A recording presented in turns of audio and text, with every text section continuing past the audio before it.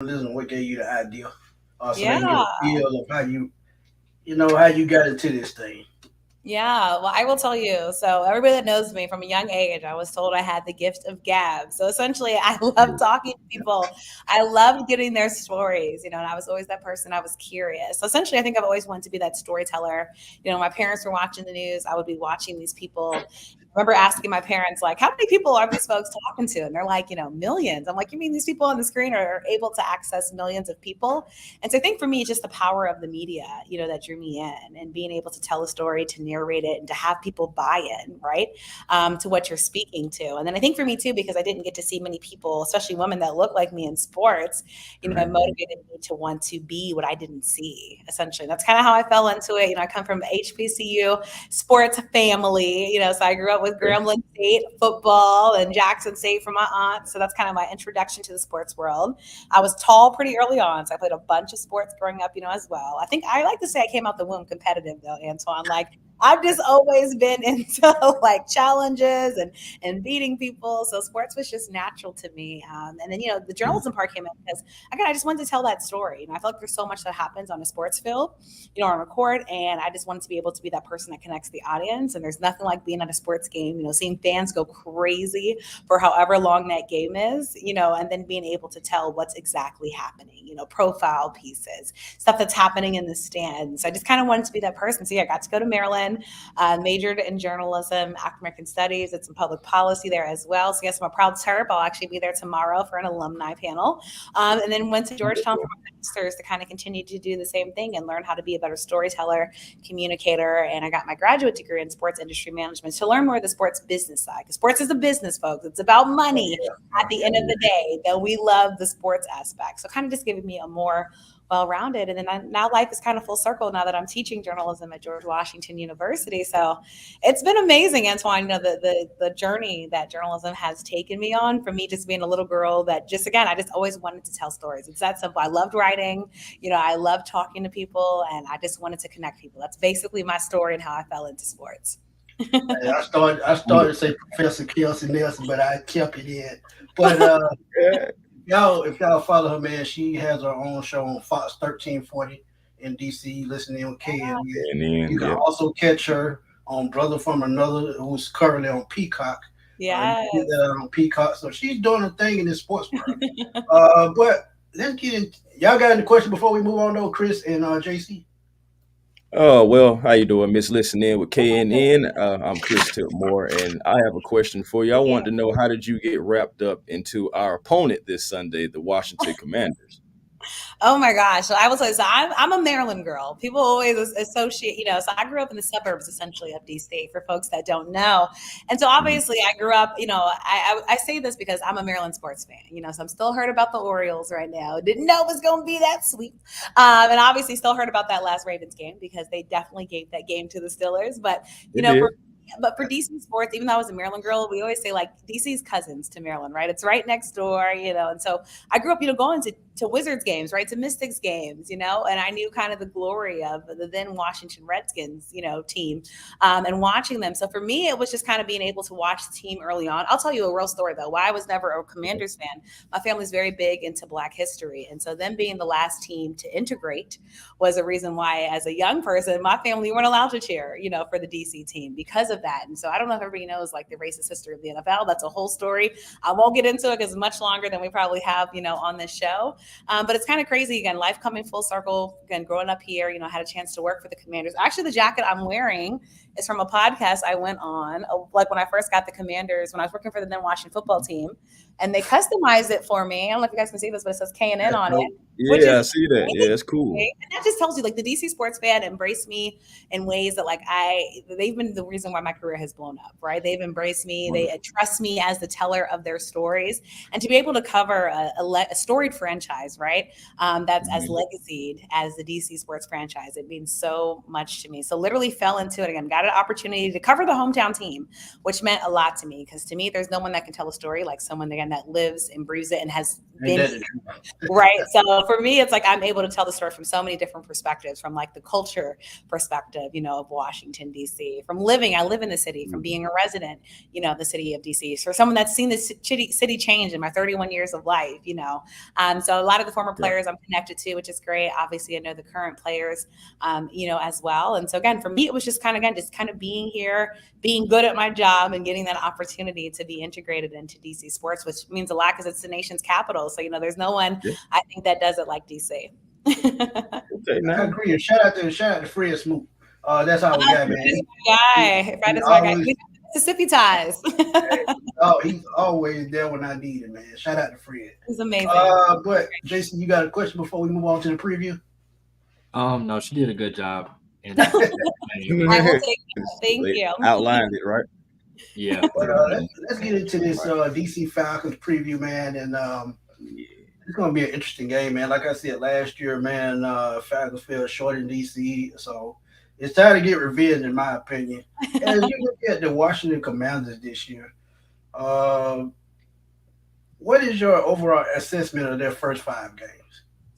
So this is what I've been saying about the Commanders. I still don't think we know this team's identity, right? So I was at all the first Commanders games. The only one I missed was the Bills game because I had a speaking engagement. But when the season first started, everyone was high on Sam Howell. Everyone was high. And you have to remember, this is a DC sports franchise, right? That's been through a lot of adversity, right? And so this year is supposed to be new culture, new vibe. Got new ownership and Josh Harris. We got Magic Johnson at games. And the first game, and even though they beat the Cardinals, and I thought this was a different Cardinals team than we've seen as of late.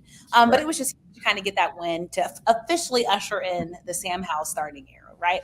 And so everybody was high on the Commanders. Going into the season, everybody was high on this defense, as they have been in all seasons. Though right now, this is the 21st ranked defense in the NFL, but we won't go there right now. But on paper, again, you have 6 number 1 draft picks, on that defense. So all in all, I think people knew the defense was going to show up and be good. I think there was questions about the secondary from last season, and I think that's obviously carried into this season. I think the offense had more question marks, but because Washington brought in Eric Bieniemy, there was a lot more trust in this offense. And there was trust in Sam Howell, as a young gunslinger, as folks were calling him in DC, a guy that can also run on his legs. You talk about Taylor Heineke, there was some comparison to Taylor Heineke there. Terry McLaurin, get the money and him hopefully having another 1,000-yard season. Again, there was a lot of high expectations for this team. But again, I don't think folks fully knew what to expect. Because again, we talk about a new quarterback, but we've talked about new quarterbacks so often, Antoine, in Washington, right? Had over 20 quarterbacks the past 2 decades. Like we're always dating quarterbacks in Washington, and then we release them, right? So we haven't been able to really find that guy. So all that to say, I think you look at the first couple of games, it was exciting, when this Commanders team was undefeated. And then life got real for the Commanders. I was at that Bills game, that abysmal Bills game when they were only able to secure a 3-point field goal, at their home turf. It was half Bills fans in that stadium. So that also tells you, were fans actually believing in this team to begin with when you have half Bills fans in that stadium. I think that was a question mark. Then you go on the road, you go to play the Philadelphia Eagles, and though they lost, that was like a badge of honor game, right? That was a good game. They tested the Eagles, right? That obviously was in the Super Bowl last year. So I think people were like, okay, so the Commanders, they might have got their butts whooped by the Bills, but the Bills are a good team, but they bounced back against the Eagles. So I think people were starting to buy in. And then, of course, we all saw that Thursday night football game, that primetime game that maybe they didn't want people to see. It was just bad, right? Let's just be honest. It was bad. And I had went on Chicago radio that week of, and I said, I don't trust the Commanders. I did not trust the Commanders. And sure enough, what happened? They ended up giving, obviously, the Chicago Bears their first win. So I'm going to say, I think then we went back to the drawing board saying, okay, we thought this team was good. And to be fair, Antoine, on paper, Sam Howell had a great career passing game, right? In that game. You don't look at it because he got sacked 5 times and now he's the most sacked quarterback in the NFL. But all in all, he had it. But then but some of the mistakes that he made, not just him, but then, we had drop passes in that game that were huge on the offense. And, I've been talking a lot about that in Baltimore as well. Just had to bring that up as well. And then also the offensive line is obviously not doing their job. And this was an offensive line that we talked about last season, Antoine, that was a moving carousel and not able to get it right. And then once again this season, Sam Howell can't be great, folks, if he continues to be on his back. It's just that simple. So all in all to say, I think again we're still finding out who this football team is. We're trying to figure out if they're contenders or pretenders. Remember, this is a team that wants to at least get to the playoffs after being the only team last season from the NFC East that was not able to get to that venture. So again, I think we have question marks about this team. So I think if you see folks are confused, I'll be honest, folks are confused. They don't know what to make of this team. They're like, are we good? Are we bad? Are we mediocre? But then I'll tell you that Dallas loss made a lot of Commanders fans feel pretty good, when they got their butts whipped in by the 49ers. So they're like, and then you look at the Eagles. So I think in the NFC East, the Commanders have shown that they can be contenders, but in the whole football scheme of things, just something's not going on right. Juan Rivera has been questioned a lot. People talking about his job. Mm-hmm. People talking about the defense and Jack Del Rio's job. That's secondary, folks. I'm scared. AJ Brown was already able to obliterate. And then a guy from my school, DJ Moore, was able to obliterate. Everyone was high on Emmanuel Forbes from Mississippi State, but he got benched, and then obviously Benjamin St. Juste had to play a different role. So all that to say, I think there's huge question marks and holes on this team. And I think people are wondering who's going to be able to step up, kind of be that vocal leader and get this team going. So it's a question mark as much as anybody can put out there. Not bad, but I don't think folks are putting them in the good category as well. I'm going to ask another question right quick. You broke it down perfectly. 40-20 loss, you bounce back from that. What must they do against the Atlanta Falcons to pull out a win? Yeah. For me, and something I think they got away from is running the football. And I know, the Bears game, I'm not trying to say, they're going to always have success against that. But when Washington had their winning streak last season, it was by running the football. You have somebody like Brian Robinson Jr., who is obviously, I think, a great running back. Antonio Gibson, who I hope continues to get utilized more, folks. He's not been utilized enough to me this season. I know he had to drop the last game that folks were mad about, that could have potentially been a game changer. But that boy is a true weapon. There's a true reason why when he was recruited or drafted, he was called a Swiss Army knife because, again, you can use him in so many ways. I think that's important. Again, you have to switch up the offense. I want to see them run the ball more.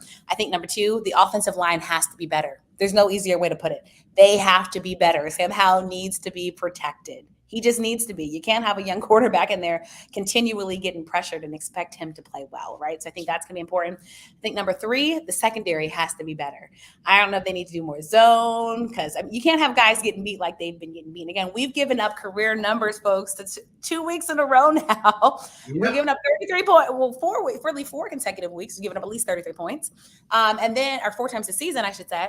And then again, you have a secondary that's been beat by top receivers in this football league, and you can't have that. So somehow, somewhere, we're going to have to figure out how to protect the football, how to stop the long ball. Because I think your front four are going to be able to get it done. No one's, not saying that they've been perfect, but again, you have to protect. You got to protect. You can't have those long throws. You can't give up those long plays because you make the field that much shorter. So I think, in essence, Antoine, that's going to have to be the biggest thing. I think the other thing, they're going to have to put pressure on the quarterback. They're going to have to put pressure. They're going to have. They need to get some sacks. They're going to need to get turnovers, I think, as well, if the Commanders are going to win this game. I think the Commanders are also going to be seeing somewhat of a good likely home crowd. I heard a lot of Commanders fans are actually going down to Atlanta. Oh, yeah. So I think that will hopefully be well, too, for Sam Howell on the road to see some, friendly faces in the crowd. But again, I think defense is going to essentially have to play better, protect the long plays, put pressure on the quarterback, protect the quarterback. And then, like I said, I think you have to go back to grounding and pounding and, finding ways, especially on those third downs, to convert. And not put so much pressure on the young Sam Howell. Agreed. And I'm gonna just be real. Atlanta's pretty much in the same boat on offense. Their bread and butter is running the football, so I feel like that's what they have to do against an aggressive Washington front. Yeah. And you remember me and you talked about Chase Young before he even got in the NFL. Yeah. He suffered injury the first 2 years. He's bounced back this year. He looks like the Chase Young of old. Yeah. So Atlanta will have to attack that front four by running the football effectively. This is sets up play action, sets up RPO, and I think with that, the Falcons they actually have an advantage with that because, like you said, the secondary for Washington isn't that strong. It's suspect. So the Falcons have to take advantage of that. They have to take advantage of that. But Chris, I know you have a question, man. I don't want to talk the whole time. Oh, well, as far as I know Sam Howell has definitely been sacked, I believe, like almost 29 times. I know she The pretty most much already sacks in illustrated. the NFL. Yeah, I That's mean, a problem. I think the Giants may have one more, but I I'm not. I last checked, Don't Daniel quote me. Jones is right under Sam Howell, and that's bad that they're Yeah, competing to be the most right, sacks. What's going Right. on? right. Most Protect sacks and the everything. quarterback. So my thing is, do you really believe that your offensive line will be able to stop our defensive line from even getting to your quarterback? Because us in Atlanta, we talk about how certain players in Atlanta are going to get their 100th sack or first sack or whatever the thing is. I believe this week we may have a good chance just because Sam has been sacked so many times. We have a good chance of getting to the quarterback and getting home. And I Yeah. just want to know, how confident are you in your offensive line to stop our defensive line from getting to your quarterback? Yeah, confident would be a very strong word, and that's unfortunately not a word I can use for this offensive line. If I'm Atlanta and I'm on the front line of the defense, I'm chopping my hands this week. I know Yes, sir. I'm about to have a good showing because essentially that's what this offensive line has done. And remember, folks, this is an offensive line, like I said, that has struggled since last season. All right, there's a reason Yeah. why Carson Wentz is no longer in Washington. It wasn't just because his play; it was because he wasn't protected. He was not protected. Right. Carson Wentz was one of the most sacked quarterbacks, last season. And here we are again this season, different quarterback, same issue, same problem. All that to say, I mean, of course, Washington's going to try to make as many adjustments as possible. You're hoping some of that extra time as well that Washington had, will be a benefit to this team. But this offensive line, remember the new faces on this offensive line, they're still finding chemistry, right? They're still trying to find ways to juice, and milk together. And I don't think it's going to be that quickly. I don't think it's going to be that quickly fixed. So to me, I'm bringing the pressure. And that's why I said Washington's going to have to run the football because I don't think Sam Howell's going to have time to do the dropbacks that he wants. One of the biggest criticisms of Sam Howell right now, folks, is how long he's holding on to the football. You can't hold on to the football when you have pressure coming at you, right? You got to do the quick release. We've heard that in Atlanta ourselves. So you guys understand where I'm coming from with that. Oh yeah. Oh yeah. Absolutely. It sucks, but like I said, I think he is going to get sacked. Hopefully not 5 times. Hopefully maybe 1 or 2 times in this game. I know. Hopefully, don't make a new record for this one. But I think it will that's happen. what I need. Finding ways to mesh. It's going to happen. I mean, I'm sorry. I'm sorry, Sam. I don't want you to be on your back, but the way the offensive line is playing, it's like you kind of foresee it coming. And that's why we're having big questions in Washington about coaching and so much more, because folks just feeling like, Sam Howell isn't getting to be able to use his arsenal of weapons because people aren't complaining about, who he has to throw to. Again, you have Terry McLaurin, you have Curtis Samuel, who I think has been playing great this year, Diami Brown, who obviously Sam Howell has had connections with prior. One of my favorites, Jahan Doxson, who every week He a beast. stud. Yeah, he is. So he has weapons, but who cares if you have weapons if you don't have time to throw it to him, right? So I think that's what the biggest question is. Indeed. You forgot about Logan Thomas, the former Logan quarterback. Thomas has been very Logan. And he's had good games. My biggest worry that I'll tell you about Logan is keeping him healthy. He has a history of not being healthy. I just want him to stay protected and stay healthy. And I think he's going to be a very important aspect to this football team because as we see, tight ends getting used a lot more in the National Football League for a reason, right? Their size and their power. And I think Logan Thomas can be a true weapon this season if utilized properly. So I hope Eric Bieniemy is in that playbook crafting some more for him. Yeah, hopefully I he agree. doesn't turn into Jordan Reed. Oh, don't remind us about that in Washington. That's what I mean, right? Like we need him to be around. He don't turn into Jordan. And I used to like Jordan. That's the thing. He's a great guy. I covered Jordan, great guy. Obviously, and you hate his career had to be cut short, right? Because the concussion. Concussions, yeah. You don't want that with Logan. For the record, Washington offensive line has not been the same since they lost Brandon Scherf to Jacksonville and Morgan Moses moved on. So that offensive line has not been the same. So Yep. Yeah, and that's what I'm saying. They have all these faces trying to mesh and get together. I think especially on that right side, it's been weak. But again, you have a young quarterback, and the best thing you have to do is, we had the same conversation about Justin Fields, right, in Chicago. I mean, you have to protect young quarterbacks. It's that simple, folks. You have to protect young quarterbacks. And Washington has been unable to do that. If they want to have success in Washington, it starts at the offensive line. As we all know, football to me starts in the trenches. And if you can't protect the trenches, then you're not going to have any success. Right, and to be frank, honest, when I was growing up, that was Washington's whole identity, the offensive line. The Hogs. That was the glory days. Yes. Right. They can play anybody. Go ahead. Me? Yeah, Yeah, yeah, yeah. Oh, I was just saying they went far away from that. It's like, yeah, what, oh, what what used to be praised in Washington, the offensive line, is now the black eye, of right, Washington. right. Haven't been able to get I, it right. Never I thought will I'd say see that. this. Oh, go ahead. Go ahead, No, Chris. no, I'll just say I will say this. Just kudos to Washington on this because I've been a Falcons fan my whole life, but I will say that a guy like Sean Taylor, guy like Mm. Sean Springs, Fred Oh, Smoot, yes. you know what Yes. I'm saying? Those guys back then were guys that Clinton Portis, those guys were type of guys that at least made me watch Washington Yeah. football, Yeah. You especially like I need said, Sean. legends. Yeah, Yes. man. Yeah, so I give y'all credit. Y'all have had some players come on up through there. Yeah, for sure. For sure. And that's what people want to get back to, just making people want to be at games. Washington was one of the worst in attendance last season, and for a reason. This season ticket sales went up again when the owner, as soon as Dan Snyder was out, like ticket sales went like this. But you got to Yeah. keep those people there. And again, right now, the play on the football field is not going to keep people in those seats. So there just has to be a better product on the football field. And like you said, we want names like that. We want the icons, and I think that's what Washington is, that people want that hard-nosed, hard-hitting, proud football. And right now, it's been, like I said, the Bears game, it was rough. It was very rough to watch. Them again get obliterated essentially by a team that had yet to win until Washington decided to give them an early Christmas gift and grant them that primetime win. But that those are always the trickiest teams, the one that be I said it was a trap game. It was a below trap game. 500. Yeah, definitely was. But JC, Shoot. man, you showed us quiet up there, man. I know you got a question.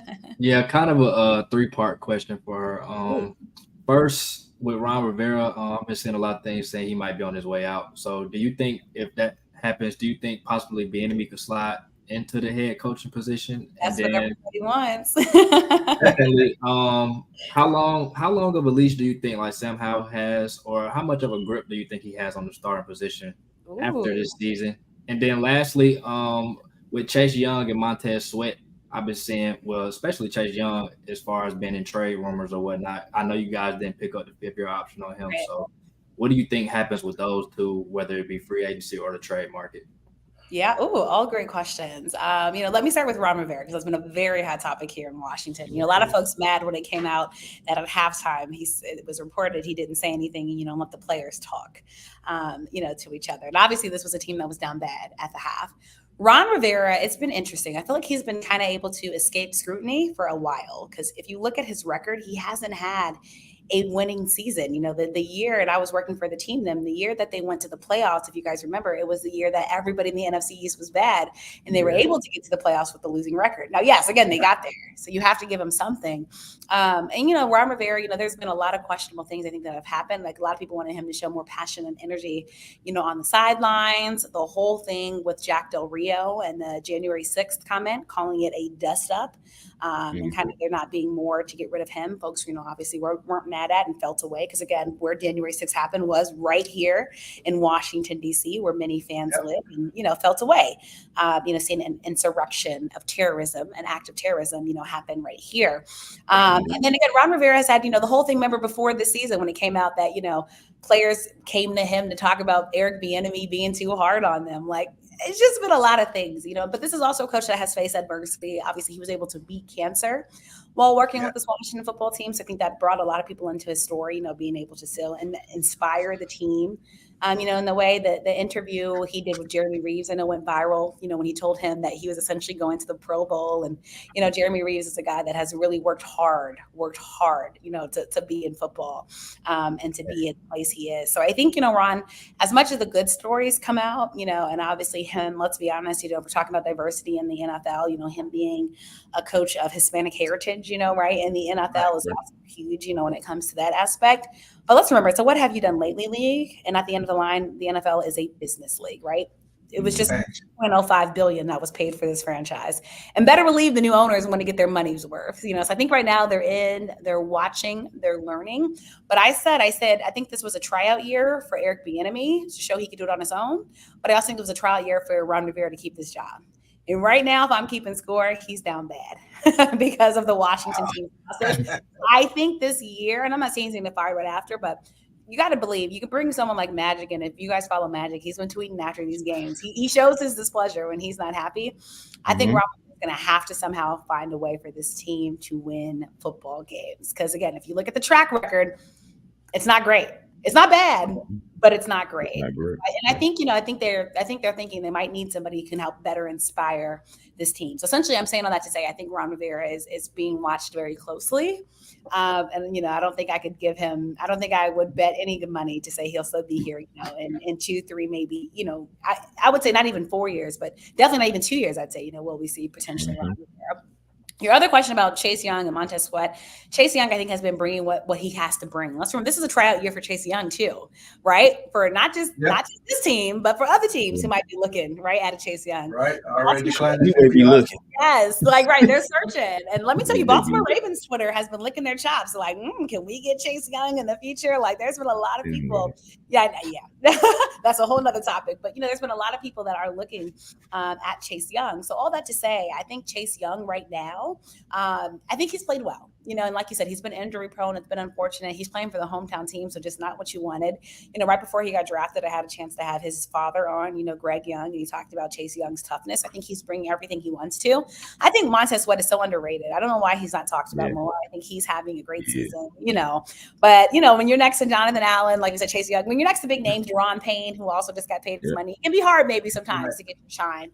But I think Montez Sweat is another guy, that just works hard and gets the job done. And obviously kind of doesn't care to be in the limelight. Like I said, you don't.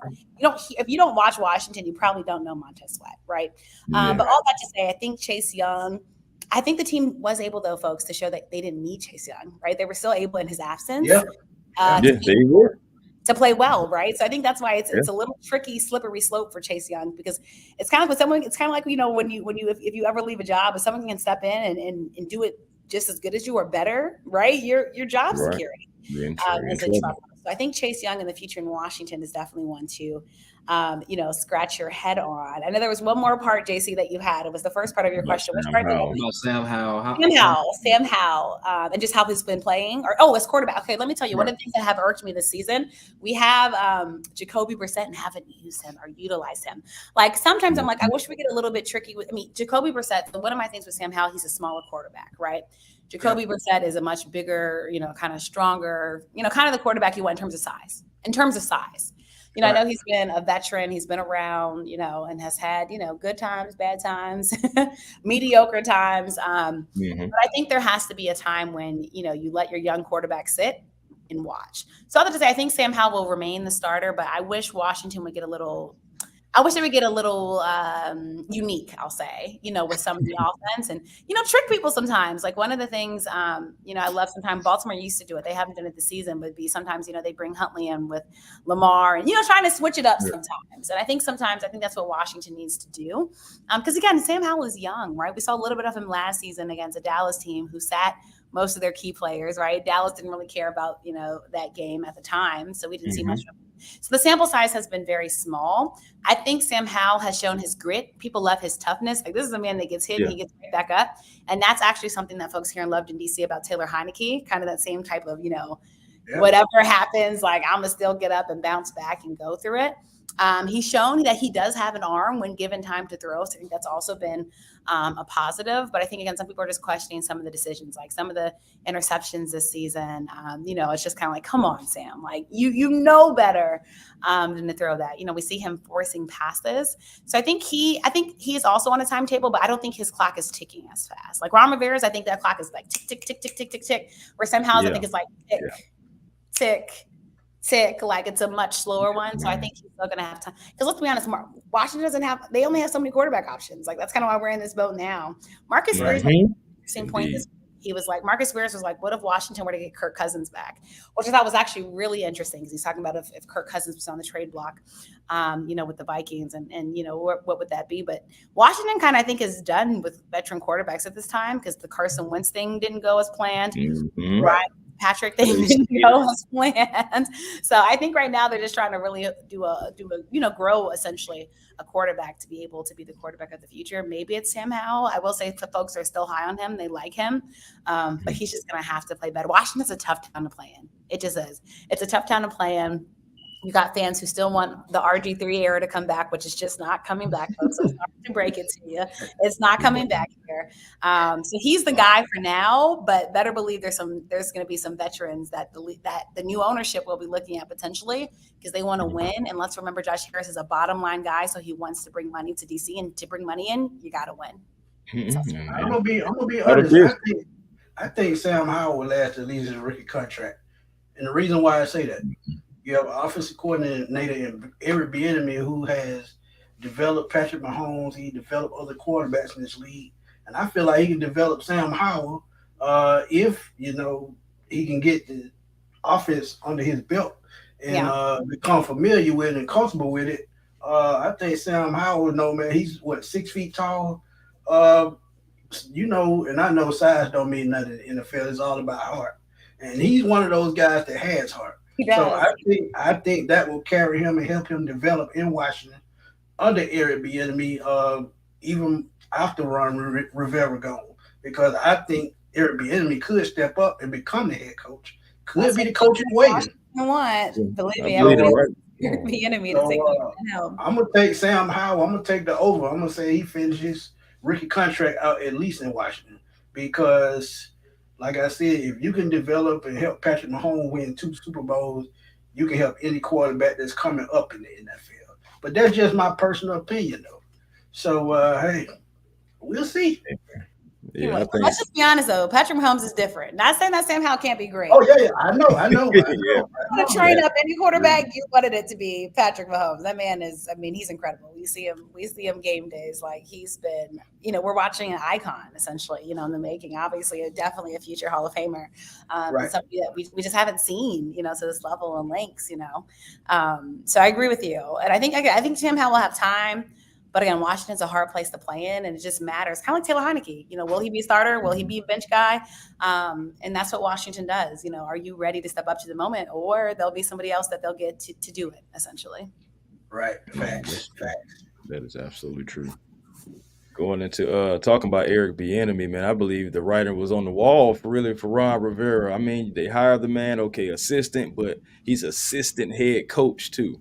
So that full title, yes. That little title right there was kind of like when I read it, I was like, "Oh, Ron, you only got about a year or two."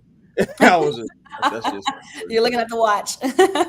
yeah, seriously, because you don't hire a guy as bringing him from a championship team first of all, so you don't bring this guy in just to be your offensive coordinator. You got to have a future plan for him, and I believe that in a season or two, maybe we don't know exactly when, but maybe in a season or two, we can see Eric Bieniemy in that head coaching spot. Which will be a finally, right? Because we've been waiting for this man to get a head coaching opportunity. I will say I wanted Eric Bieniemy in Atlanta.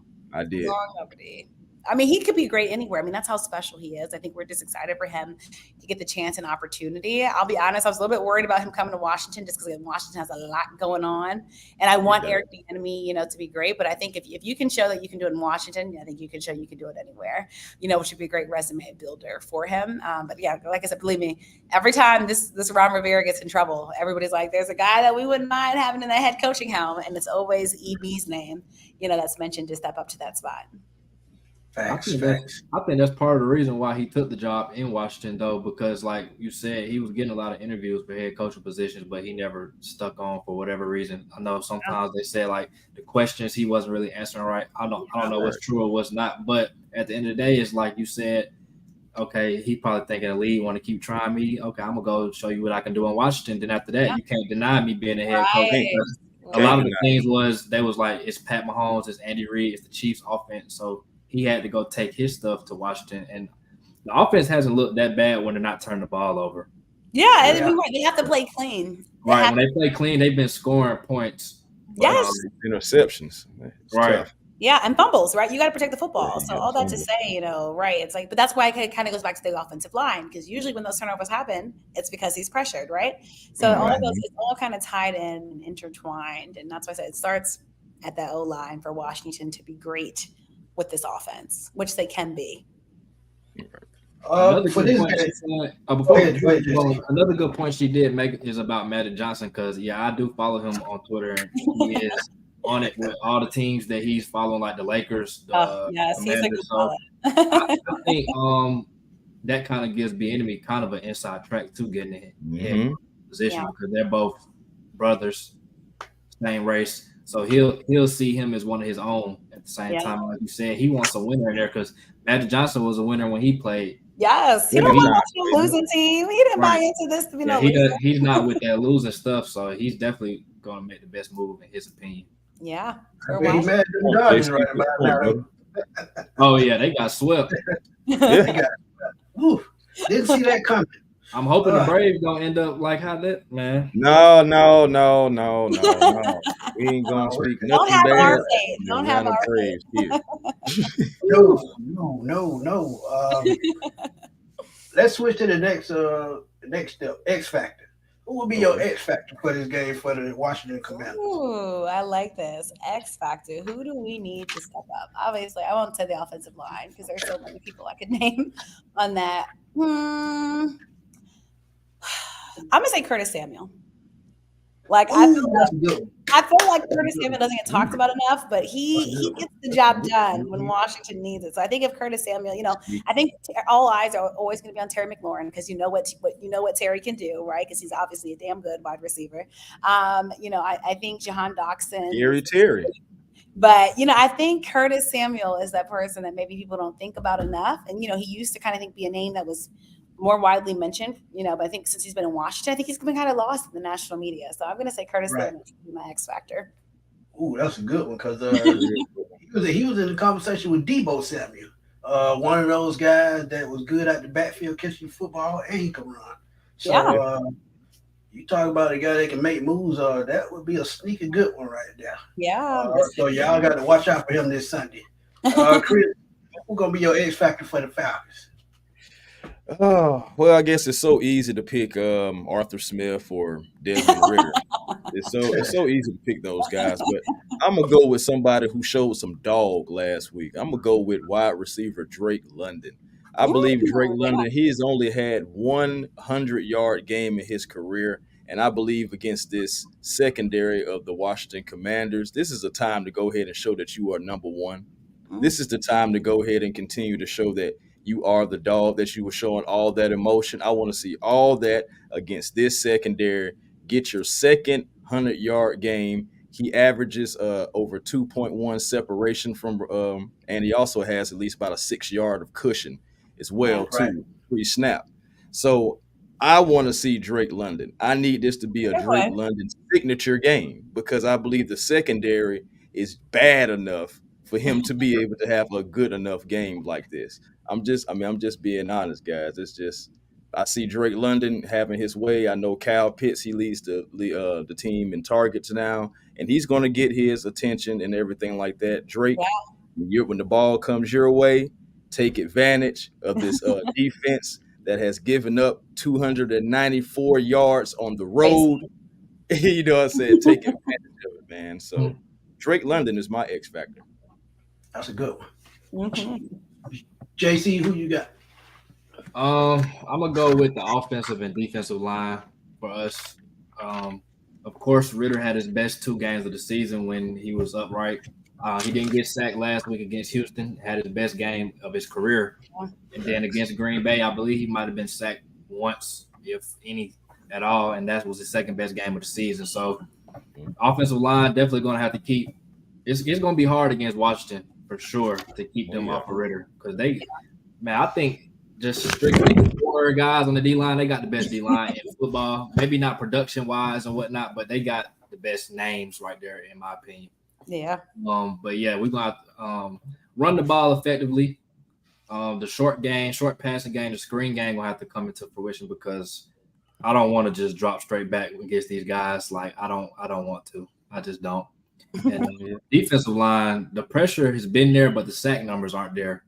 So, like Washington's O-line has been struggling. Let's not just – it's too many times we play a team that's in a trend and we break the trend, unfortunately. So, let's keep the trend up of putting Sam Howell on the ground. I mean, she talked him up a lot, but he's on the other team this week. So, after this week, he can get it. After this week, he can get his stuff together. But this week, I'm going to get him on the ground. So, Gotta get him on the ground. Yes, sir. He's used to Going it back, right going now. back, going back to JC's point. Yeah, we haven't had the sacks. The Falcons are 32nd in the league in sacks, but they're fifth in the league in quarterback hurries. So we're getting close. We're just not getting home. But I believe we can get home, man. We're gonna get Yeah. home this a few times this Sunday, man. I think so. Speaking of getting home, I think I'm gonna go with Bijan Robinson, man. His Hey, Good team is one. giving up 133 yards a ground on the game, 24th in the league. So I feel like they'll be able to run the ball this game, and I think that will open up mhm. everything to what Chris said and to what JC said. I think that opens up the offense. So Bijan Robinson, man, he probably gets his first big run of his career this week, and Hey, I think he can go well over 100 yards. Wow. He But he probably definitely can can. with the secondary. He definitely can, man. Then Washington is giving up 146 Right. points. he gets that, Follows the narrative. Giving yeah. up points, man. They give up points. They give up yards, almost 6 yards per play on defense too, man. So I'm like you saying that secondary a little shaky. Yeah, One It's thing, like I something said, about man, they like go ahead, JC. with Bijan Robinson. It's like, man, I'm not even exaggerating when I say he might be the like I could just if even 5 games of him, he might be the best football player I lay my eyes on. Just in my experience watching football, I and feel it's you. just like besides Julio, I don't think we ever had a players like every time he touched the ball, you think he's about to do something special. Even that shovel pass he caught that was like what 2 yard gain for a touchdown. Just the fact of catching it behind the back and the move he put on the defender. And then like even the London game against the Jazz, I think it was that juke move he put on the linebacker to just Yeah, get a first down. Like the Right. routine plays he does, even just catching with one hand routinely, like he the most electric player besides Julio that I've watched on this team. He's only 5 games in. Yeah. definitely dynamic. And I'm gonna throw Definitely something out dynamic. there, man. I'm old enough to know and watch this guy. Barry Sanders. If you Oh, look at very. Bijan Robinson has that same footwork like Barry Sanders used to have. He can cut on the drop over dime. If he hits the hole, he shoots straight through it. So Right. he's bigger version of Barry Sanders because Barry Sanders was on the 5'8". Boy, those were the good old days. But predictions. Cassie, give me a prediction for the game. Oh man, predictions are always hard. This might Don't, surprise people, but I have Washington. I have them bouncing back in this one. I think wow. it's going to be a close one. Let's go 27-23 Washington. Hmm. Okay. That actually Chris? surprised me. When I started the show, I didn't have Washington winning, but just from racking my brain, I think they bounced back. You can't get after that bad prime time loss. You only have up. You only have up to go. Yeah, yeah, that's true. Chris, who you got prediction? Well, of course, I'm going my Falcons, of course. But honestly, man, I'm going to go 24-16 Falcons. Hmm. 24-16. I believe that even though Sam Howell and the Commanders, because I almost called them their the I heard previous. that R. Yeah, yeah, I almost did it and everything. But yeah, those guys, they throw the ball, I believe, about 68% of the time. But the Falcons defense, they don't really give up a lot of air yards and everything. So I believe that we can lock down their receivers. I like Terry McLaurin, one of my favorite receivers. I feel like he's very underrated. I feel like he's one of the Yes. most. I feel like he's one of the most underrated receivers in the league. He's a good Yeah. route runner. He's been consistent for the Commanders, even though the quarterback has not been. He's been through 4 quarterbacks now. But I believe that AJ Terrell and D. Alford, to even Jeff Okuda, I believe they're well enough to stay with him. Like going back to your point, Miss Nelson, I believe we got to watch out for Curtis Samuel Yeah. because Yeah. Most that's a targets. guy who's sneaky. That's a Mhm. sneaky guy, and then he'll mess around and have a big game on you. I've seen it last year, year Yeah. before that. He have just certain games where it's almost like the signature Samuel game. So I Right. don't want this to be a signature Samuel game. We just go ahead, lock in, be the defense that we've been, and I believe we can go ahead and 24-16 this thing, and because we only give up 18 points per game anyway. So I don't see That's fair. Washington being in the dismal state that they're in. I don't see them coming in and just. I'm just being honest. I don't see them coming in and being able to take down the Falcons at home. JC, who you got? Yeah, one thing that is working in the Commanders' favor is the fact that they play on Thursday, so they did kind of get like a mini bye week. So they did get a lot of preparation on this team. But besides that fact, I do think the Falcons will win the game. This has the makings of a game though that we play around with a team that we have no business playing with, and then end up either the game being too close or we lose the game. But I don't really see a threat. Like I think being at home does help, and like she said, the Commanders are struggling, giving up 33 or more points in like 4 consecutive games. So I'm not sure if we'll crack the 30-point mark on them because last week we had potential, but the turnovers in the red zone on the Jonnu Smith fumble and then Bijan's fumble was just that took away points, and then the penalties we had. So as long as we can play a clean game, I'll stay around that 25 mark. That's pretty much what we've been hitting at home, and then probably like. I give them like 19 points, I guess, because they got us as 3-point favorites as this game. So that's about the mark I'm putting it at. I think we covered the spread. We definitely beat them by more than 3. So like around 26-19, somewhere around there. I'm in that same neighborhood. I'm gonna say 30-17. And the reason why Washington always gets off to a slow start on defense, they were giving up 47 points in the fourth quarter, even 14 last week. So that's great news for Atlanta, who has been known to get off the slow starts. Maybe this could be the game where they get that first touchdown on the first drive and build up. So I think Desmond really goes for at least 275 in this game.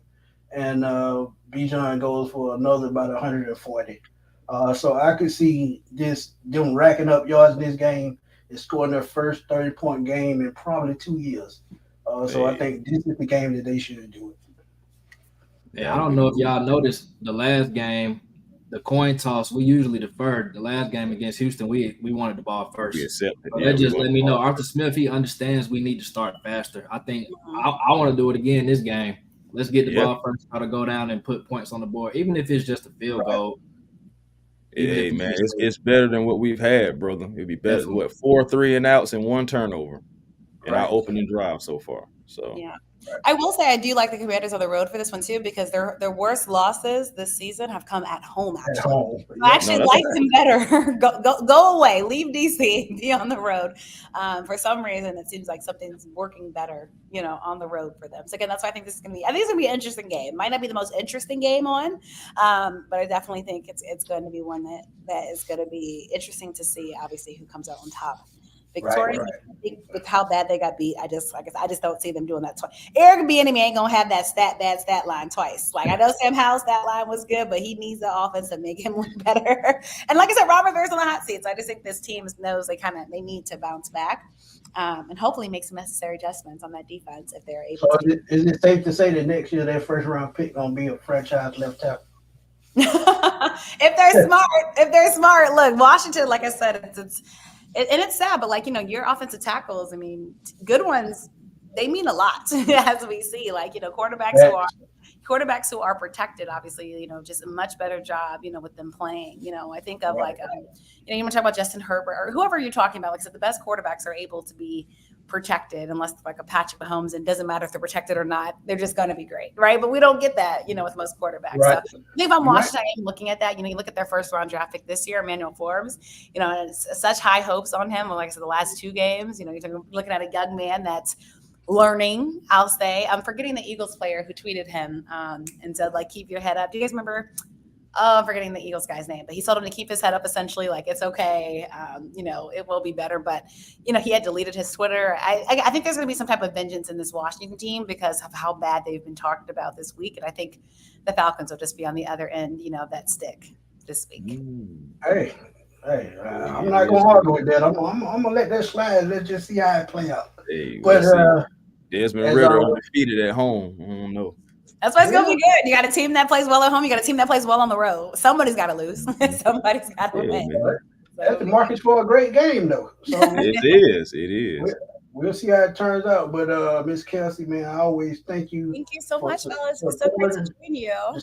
Supporting the sports machine. Truly appreciate you. You've been supporting me for a very long time, and Always. I'm forever grateful for that. Um, Always. Tell everybody where to find you, how to reach you on social media, how Yeah. to tune into your shows, and all that good stuff. Yeah, so be sure to follow me on social media, The Real Kate Nelson, my website, kelseynicolenelson.com. And yeah, well, follow me each week. I'm actually bringing my podcast back, which I'm so excited about the end of October. So listen in with KNN will be back. Like Antoine said, catch me on Brother from Another. I've been on Amazon Prime as well, which has been so amazing. So previewing football, basketball, all the good stuff happening in between. MLB Bro, even though that's coming to a wrap as baseball season begins Shout out to tomorrow. Rob Parker. Yeah, shout out to Rob Mhm. Parker, obviously. Just Good listen very, right very there. good people. So yeah, and then I'll have a lot with basketball coming up. See, because I love you guys. I could have went to the Wizards game tonight, but I told Antoine I was going to be here, so here I am. They were playing the Hornets. I'm not missing anything. But nonetheless, yeah, follow along. Like I said, I'll bring you guys all the sports content. And excited to just interact with you guys. No doubt, no doubt, no doubt. Thank you as always. I appreciate you. Thank you so much. Uh, Bye, Whenever guys. you need me, Thank you. you know how to catch me. Of course. Thank you so much for having us. It was fun. No doubt. Bye. Thank you. That's Miss Kelsey Nicole Nelson, um, DC reporter, journalist, My bad, y'all. Click the wrong professor button. professor at George Washington. So she's been doing her thing for a while. She's only 31 years old, man. So she's got a long way in the game to go, man. But y'all can check her out on Brother from Another, formerly with Michael Smith. You can catch her on Listen in with KNN on Fox 1340 AM. You can go back and check her previous shows out. Mhm. Trust me, she's had some great interviews. Now, one of my favorite interviews was Jane Brown, the analyst for CBS. She interviewed him a couple of months ago. He talked about what it was like coming up as a minority in his broadcasting business and the struggle that he had to go through. Mhm. And just go check it out, man. I promise you will love it. But that was one of my favorite.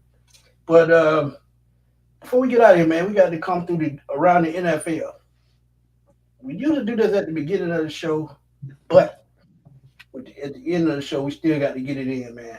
Uh, there's been a whole lot of records going on, man, with Deion Sanders. This Deion Sanders thing, man, it may Yeah. have got little bit out of hand, but I'm gonna be real with y'all, man. I said it last year, and my boy Uncle Steve can vouch for it. It's just something that popped in my head and said, man, he could be a coach of the Falcons. And the reason why I say that, he went to Jackson State. He stayed there for 2 years. Then he moves on to Colorado. He's brought that school a lot of attention, a lot of Yep. money. And why not bring someone like that home who you're used to, who the NFL still has to learn from? I just think it makes so much sense because as I look at what he has brought to this city, as far as just being Deion Sanders, as far as being an icon. When you talk about Atlanta sports, Deion Sanders is one of the top names that you're gonna find up there, along with Hank Aaron, Dominique Wilkins, Indeed. Dale Murphy, and players like that. So as I look at it, man, Deion, it just makes so much sense in so many ways. Y'all go check out my thoughts on the video I dropped a little bit earlier. It's doing very well. But Chris, man, tell me what you think about Deion, and should he even think about coming back to Atlanta to coach? I think it's a great move. But tell me what you think. Well, I mean, okay. First of all, if we're entertaining the Deion Sanders conversation, because I did hear and I did post it as well, as far as about what he's saying about what we have to do in order to get him back to Atlanta, and that means drafting both of his sons and bringing them to Atlanta, and then he wanted to know what Atlanta thinks. But if we entertain this, y'all, then that must mean Arthur Smith and Desmond Ritter are both failing, which also means we probably ain't in the playoffs, which Right. also which also means we may be in the top 10 or something for draft picks. So I want people to realize all that stuff will have to take And place. that's why it's just a conversation. That's why it's just a conversation. Yeah, yeah, and honestly, We not I don't want this Falcons team to be failing to the point to where they have to call in Deion Sanders to be our right. coach, and possibly having to draft both of his sons. One at quarterback, and also again that means more conspiracy at the quarterback position because now we're talking about getting rid of Desmond Ritter again. And it also, like I said, if we're talking about a quarterback, then that must mean he's failing. And I don't want to be having that conversation. I want to have good conversations going forward about Arthur Smith and the Atlanta Falcons because it benefits who? Us fans. Right. So hopefully we're not talking about Deion Sanders, even though I would love to have Deion around the team, or maybe, a player or two. Maybe for cornerback or something like that, Shiloh, because again, we're talking about Desmond not having a good season, a good time here in Atlanta. If we're talking about getting Shador, so again, it would be great. I ain't gonna lie, I would love Deion down here because it would be electric energy. We talking about Mercedes Benz being like one of the most electric arenas, period, and Right. stadiums, period. But again, we have to be failing tremendously in order for all that to happen, and I just don't want my Falcons going through that. Agreed. Miss Blake, Agreed. salute. Shout out to Blink and Stitch, man. Y'all go check out on Brand Ambassador on TikTok. Her Mhm. little self on Twitter. She does t-shirts, pillows, um, any kind of accessories you can think of, purses. She customized them with Falcon logos. So man, y'all please go check out. Put in the order today, man. Tell the Smith to sent you. Mhm. Um, but JC, man, tell me what you think about Dion possibility coaching that out. Well, Chris really took my point or my perspective about what it would take for that to be a possibility. Like Arthur Smith would have to be doing bad, Desmond would have to be failing. But honestly, I think Dion really was just talking. To be honest, I think it's all politics when you are a father and you have that pull, and then you got kids trying to get to the league. It's the same thing with LeBron James saying that whatever team Bronny gets drafted to, he's gonna go play for. Like, I mean, at the end of the day, do you really think if Bronny gets drafted to the Charlotte Hornets that LeBron wants to go play for them, or is he just trying to get these owners and these GMs to look at his son and say, "Well, if I draft him, I can get LeBron. LeBron's going to be like Exactly. 40 plus years old by the time Bronny gets to the league anyway, if he gets to the league." So I think Dion's just making that power move, saying like, whatever team gets my boys, I'll. But yeah, in what capacity? Honestly, Deion Sanders, I think his coaching style might be better suited for college football anyway, Yeah. because it's easy to motivate those guys. Like they look up to him, and I'm pretty sure the NFL players look up to him too, because he's one of the all-time greats. But it's a little harder to motivate guys that's millionaires, and at the end of the day, it's a paycheck. College football is a little more emotion into the game, I would say. So Still his grind. coaching style fits better there. And honestly, what he's doing in Colorado, he's on the right track, and his business isn't done there. So I don't see him leaving. And I don't think Shador and Shiloh are even going to the draft this year anyway. I think they should go No, back. that's what I'm saying. It'll be 2025 before we even Yeah. think about So it. But uh, he told the Falcons scout that though. So right. he just gave an honest answer. He said, if y'all want me, y'all got to invite my whole family. And I Yeah. understand where he's coming from because he wants to make sure that his sons are treated right in the NFL. Because let's Agreed. be real, sometimes with these teams, man, it's a buddy buddy type thing and all about who you know. So I get it. I get it. But go ahead. Well, if Arthur Smith and Ritter don't end up working out, Dion and his two sons can come right along. In my opinion, like who else would be better to you bring in? You get a quarterback. I'm not sure about Shiloh on the back end and his play style quite yet, but I mean, you get him as well, and then you get Dion to be the coach. So that's a three and one combo, if you ask me. Yeah. Yeah, So Shiloh definitely plays be a pretty lot of good in fun. the zone as a safety, so I think he'll pan out, and especially if he got Jesse Bates back there. Oh, he'll be fine. Mm. So yeah, Oh, I wait a mean minute. it's So you saying it's a possibility it may be no more Richie Grant if we get Shiloh, man? oh man, I knew you were finna say that. Oh, my Uh, bad. My bad. Another time. Another time. Another time. that's a long story right there. We'll get to that Another another time. time. But Another time. let's get to another one, man, right quick before we get out of here. Van Jefferson came over from the LA Rams for a 6 and 7 round pick in 2025. Right quick, man, tell me how y'all feel about that. I actually love it because my boy Delsky made a great point on Twitter. He was like, you get a third receiver to go in that slot. That means Kyle Pitts plays more inline. He gets into the slot, but he won't line up outside. So that is a great thing, man. You add a third receiver that you can depend on. I think this works out for Desmond Ritter and Kyle Pitts because you got somebody else that can stretch the field. that opens up the middle for Jonathan Smith and Kyle Pitts just a little bit more. So tell me what y'all think about that.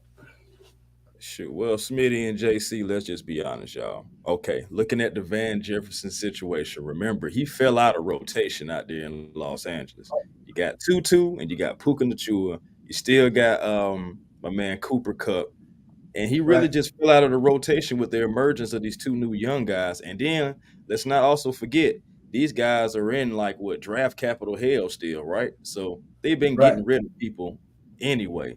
And then you got Jefferson and Pitts. They used to, as the comment is saying, they used to work together back in Florida as Gators.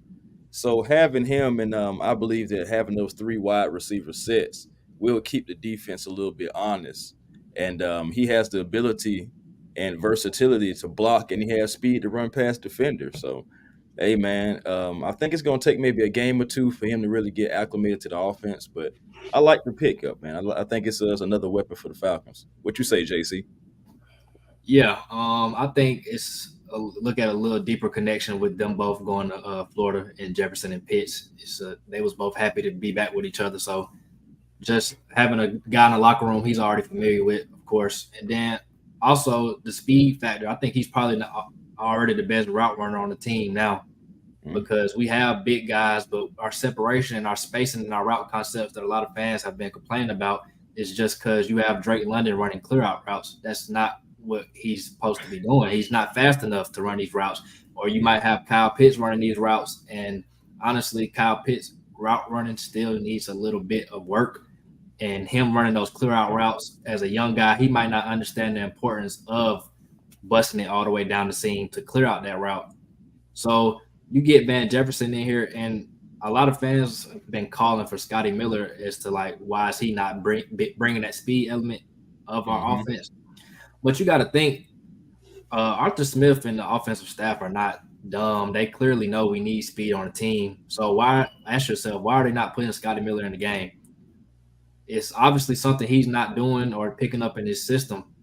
I can tell you right They now, not being versatile enough. he pissed me off in the game with the little reverse call we called for him, and he missed the first down because he's over here juking around. Like, just go forward, just go forward. It was literally 1 yard. Oh, we're dancing, man. So Van Jefferson, I'm not sure how early he can impact this team because of course he got to learn the playbook and whatnot. So it's really how much he can pick up, how fast he can pick it up. But I love the move because I saw Miko Hartman was about to get moved as well, and I wanted him. But then I was thinking like Van Jefferson might offer a little bit more in the route running and also the run blocking game as well. There you go. And yeah, then it's a little bit more physical. Yeah, right, it's a Yeah, contract year for Van Jefferson too because it is. I believe he's on the last year of his rookie deal, so he's going to be eager to come in and put in work. And this but fits that's why with before a day three pick, you still win because it's a win, yeah, not team. yeah, and Exactly. he fits the mold of like the moves Terry Fontenot's been making because like even the Jeff Okuda trade is a low risk trade, but if it end up working out, because I think he's been looking Great pretty point. good. I think Great he's been point. looking good. So these are the kind of deals that Terry is swinging for guys. Low risk deals that if they end up panning out, it'll be a great move for the team. Yeah, and if they resign them, then they won't be a lot. I don't think And, they'll be top tier. I think no, they'll be just enough to keep the salary cap where it needs to be. So Mhm. going forward, I think Jeff Okuda, he could be one of those guys, and Van Jefferson, Yep. who are both on rookie deals. So that's a plus. So Terry's been willing and dealing, man, on the low. yeah, and speaking of winning and dealing, we need an edge rusher, and I'm gonna keep saying that Oh, until the trade deadline passes. oh, Uh, everybody wants Danielle Hunter. I get that, and I do too. But I'm looking at the long term ramifications. If it's a win now and they get him and he doesn't pan out, he moves on, and you give up a draft pick for nothing.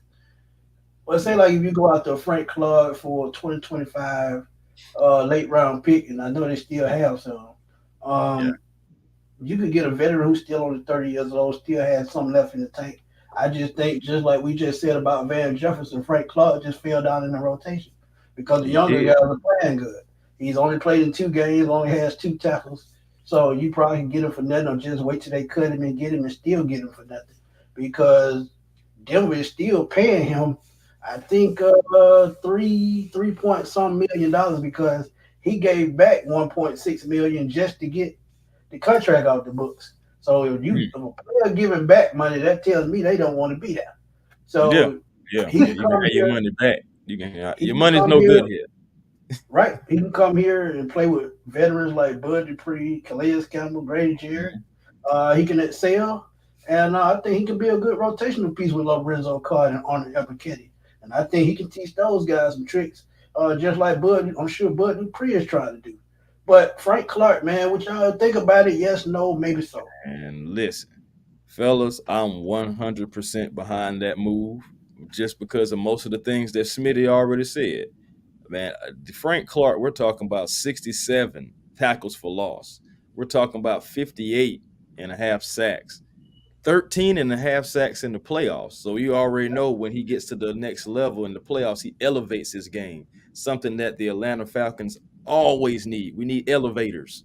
So we need guys who can elevate their game, man, and take us to the next level. That's what it's all about. And like you said, he hasn't really played much. I believe he may be out this coming Sunday with an illness or something like that. At least that's what it's called. He may just be sick of the Broncos. So if that's the case, yeah, I mean, I'm just saying he may be. So if that's the case, hey man, I wouldn't mind bringing him in along with Calais Campbell, the Grady Jarrett's, the AJ Terrell's, like a rotational guy. Now, some guys may lose out on a snap or two, but honestly, man, it's about winning. And as long as we winning, that's what people should be caring about. So yeah, I'm 100% behind the Frank Clark move because it won't cost us much.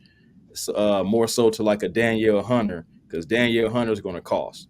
But Frank Clark, yeah, man, bring him in, a guy who's a Super Bowl winner, and come in and just elevate your locker room, man. Play with veterans, play for a team who's most likely, I'm going to say, making the playoffs in the Atlanta Falcons. Hey, man, because the Broncos are going backwards. We're going forward. I can see him down here. Yeah, pretty much agree with what both of you saying. But the only thing I would say is Frank Clark kind of offers you more of a now type of solution versus Facts. just like Daniil Hunter or Chase Young kind of offer you more of a long term solution. Maybe not so much 10 years long term, but I mean longer than what Frank Clark will offer you. And the only reason I would say that is because like with Daniil Hunter, you would have to ensure with his agent, like, okay, if we trade for you, I'm not trading a second, third, whatever round pick just for you to leave at the end of the season. That's what I would do for Frank Clark. Like I would trade a late round pick because if you look at what Yeah, Randy Gregory got traded for, Randy Gregory just got traded for practically nothing, a six Yeah. round pick. Yeah, 6 rounds. So I would offer that for Frank Clark. But like I said, that's a now type of situation, and I think the edge is a not a temporary problem. I think it is a long term problem. Like we need a edge rusher. So with Daniil Hunter, it would I don't know if they would talk it with his agent. It would be a verbal agreement, some type of paperwork drawn up or whatever. But Have to it be was something. basically saying that you're going to re-sign here if we give certain amount of trade compensation for you. Other than that, yeah, it's too expensive to do for just this year because we're not a edge piece away from being a Super Bowl team, in my opinion.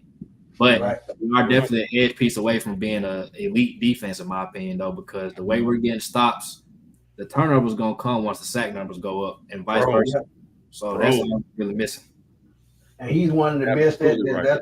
That's one of the reasons why I would love to see him here. You hit the nail on the head when you said short term plan.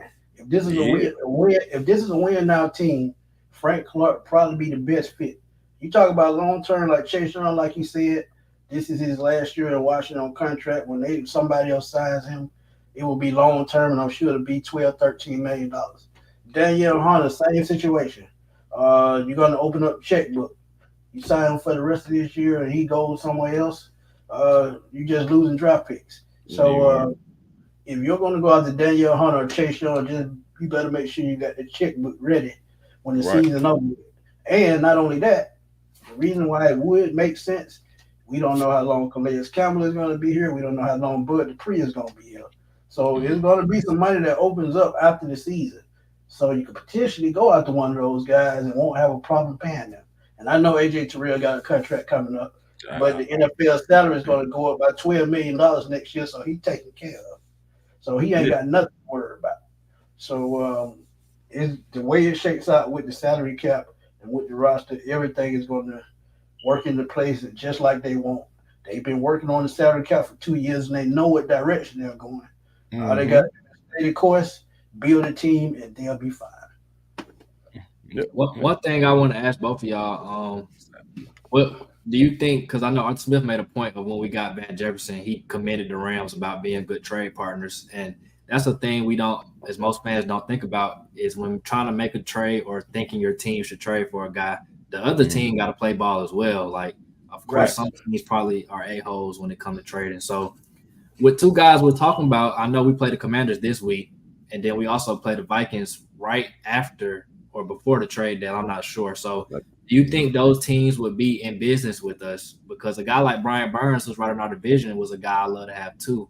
But Heck you yeah. hardly see like a team trading within the division. So, do you I think mean, it it would can be be hard? done. Yeah, it can be done for sure. But do you think those teams will play ball with us as far as Washington and the Vikings?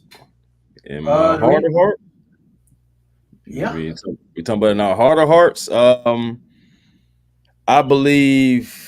I believe they would, only because if they're losing bad enough and if the season is going into the dumpster, I mean you got to do what you got to do. You got to so you got to get rid of some extra weight.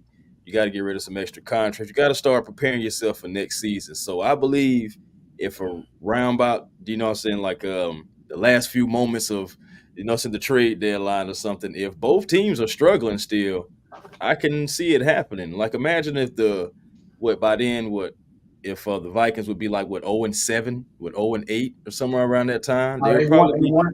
They 1-4, right? They One one and and four four. right now. So Their right. by the next time they four, play up, The next by the four time, games are tough. yeah, they oh got yeah, Chicago, San Fran, us, and then Green Bay, I believe. See what I'm saying? Those are not all winnable games. It's a possibility they could lose all four of those With games. no Jefferson. Yeah, with no Okay. Jefferson, by the way, that's another thing. So the number one receiver is almost going to be Hawkinson. So yeah. so I'm like, who are you throwing to? That's another But thing for the they Vikings. got Joe Addison. He can take advantage of Yeah, Mr. yeah, Johnson. Alice, yeah. But I'm So just saying when they start taking him away, and I mean, all you guys really a tight end. Your run games is suffering because, I mean, Dalvin Cook was your run game, and since you let him go, your run game is actually suffering. So it's yeah. like, okay, what are you going to do? So I can see possibly one of those teams getting in bed and trying to make us a trade partner, man. If they're losing well enough, But we can help the Commanders out on Sunday. yeah. I would love to help the Commanders out, man. I love to help that decision for them, big dog. I ain't going. But I'm 100% behind you on that one, JC. I'm gonna go back to what JC said about trade within the division. Mm-hmm. As you can remember, Donovan McNabb got traded to the Redskins from the Eagles. Redskins. Yeah. Yep. Uh, but this is why Carolina doesn't have a choice but to make a trade, even if it's in the division. They don't have a first round pick next year. If they can They get a don't. first round pick next year for Brian Burns, and I think the Falcons would be stupid not to do it, I would go ahead and do it because I know I'm gonna be able to lock that contract down next year. I got a Mm-hmm. solidified pass rusher for the future, and Yeah. he can be a key to building his defense. So Carolina, they really don't have a choice, and they can't even be picky about what they're gonna get for him. If they can Right. get a first or a second round pick, they better throw him out the door because let's be real, they don't want to pay him, and he doesn't want to be there. So it all Yeah, works out. because they're 0-5 now, right? Yes, On Yeah, five. That's what I'm saying. They're 0-5, and with Brian Burns, and then also with the Falcons, it's a good possibility. I have a strong possibility. I feel strongly about this, fellas, that fourth round conditional will be a second round. Oh yeah. right. Yeah, I have full confidence in that. They're going to Uh, re-sign Ridley I'm and rooting give for him. Calvin Ridley. Yeah, we're definitely going to get that second round. So what you're talking about, Smitty, giving up a first rounder, it's not far fetched because we're still going to have some draft capital, and honestly, we're going to have a first round talent who's not a rookie, who is ready to come in and wreak havoc on the offensive line. Since somebody that great that we've had since a John Abraham, or Right. what I'm saying. So yeah, we definitely need that pass rusher, man. We miss That's one piece. It's not the end all be all like JC was saying, as far as like to get to the Super Bowl, but it's a great piece to make you a top 10 defense, Great which stepping the Falcons stone are for them. already a top 10 defense, but we're talking about top 5 now. If you have like an elite pass rusher who can help cause these turnovers and help get sacks on the quarterback, we want those quarterbacks with dirty jerseys, not clean. So yeah. Yeah. And one more interesting point though, Ryan Nielsen, the more players see the Falcons like top 10 in defense, man, the more Facts. these guys are gonna want to play in his system. The more There you you go. call and ask your friend on the Falcons defense, hey, what's Coach Nielsen like? Oh man, I love Coach Nielsen. So They talk. Players they talk. talk. They definitely talk before they go sign somewhere. So I mean, that's even more of a reason. Like I know for a fact we're gonna get an elite pass rusher this offseason, if not the trade deadline, definitely the offseason. Because we have the money and we're building things up on defense for players to want to come play here. And it's such a wonderful feeling now to actually have Man. money and players actually want to come play in your system and on your team, man. Mhm. I'm so proud. Man, it's wonderful, man. That's a beautiful Tony thing, Wright man. said that. We ain't even know we'd be here to see this, y'all. Good Falcon defense. Possibility of teams talking about. I mean, really, we already had it. We showed it last season. That's why Calais is here. That's why Right. Amanyala is here. Because they already see, like, those Atlanta Falcons got something. Let me go down here and see what's going on. And man, you can have other And guys they in know the the system. team, So man. Yeah, right, brother. Right. yeah. So Tony Wright said that Atlanta Falcons must go after as soon to be free agent Montez Sweat this I love it. offseason. That's the DN we should sign. I would not be mad at that at all, but Washington be stupid to let him get away. He got I four and think a half that, sacks right now. Washington I letting think him go. I think they would Nah, I don't think so. prioritize him over Chase Young because Chase Young's injury history has kept him out a while. So I think that's why Montez Sweat holds the advantage in Washington. Now we talking about going out to Chase Young after the season. I could definitely see that. Depending on how he finishes the season, I think he's got about 4 sacks this year, if I'm not mistaken. So 3. He has 3. three. Chase Young, yeah, he has So 3. so depending on what he finishes at in sacks, he could be another affordable piece next year. So, and that's going to be keeping an eye on all these edge rushers because if they can get a veteran for a first round pick and then sign that guy to a 4 or 5 year contract, that's just as good as signing a rookie to a new deal.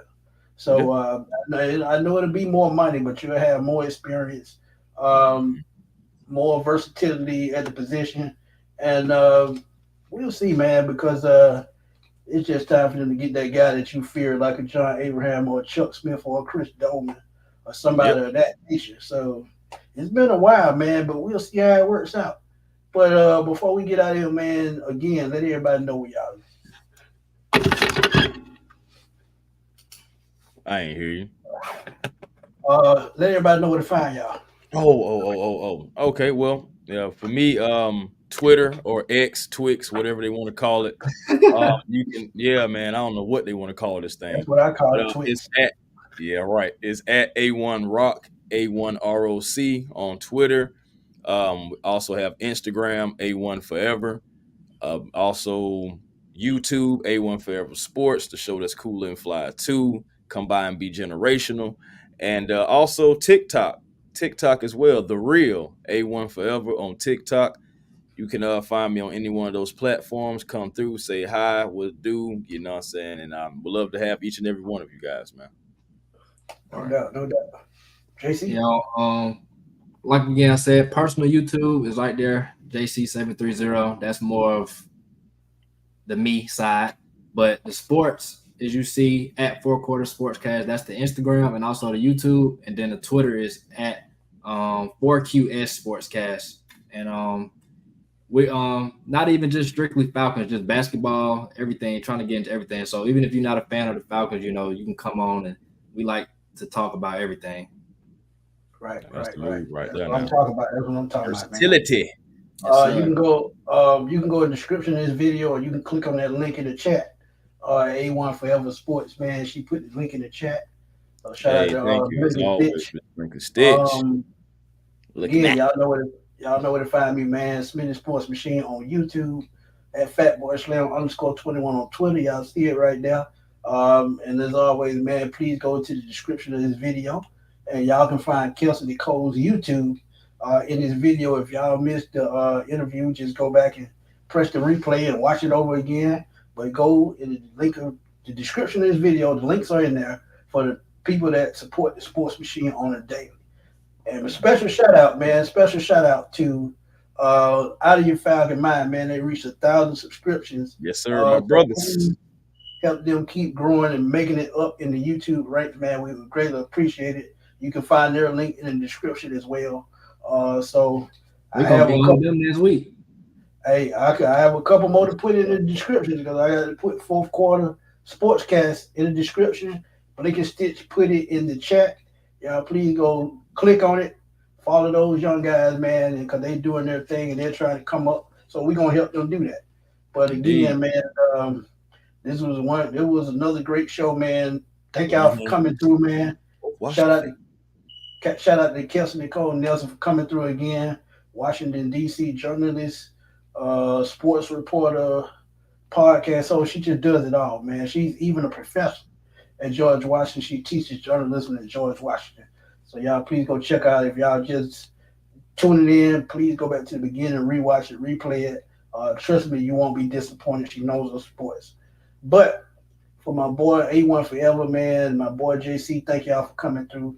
Shout out to 95 North Falcon Talk Show, Mr. Berto. He will be back. Birdo. He will be back Birdo. soon. He will be back soon. So trust me, we got some things coming, man. We working on things behind the scenes. We're gonna keep bringing y'all top notch content and we're gonna keep doing our thing. But for my boy A1, my boy JC, man, we're gonna holler at y'all later. Peace. Peace.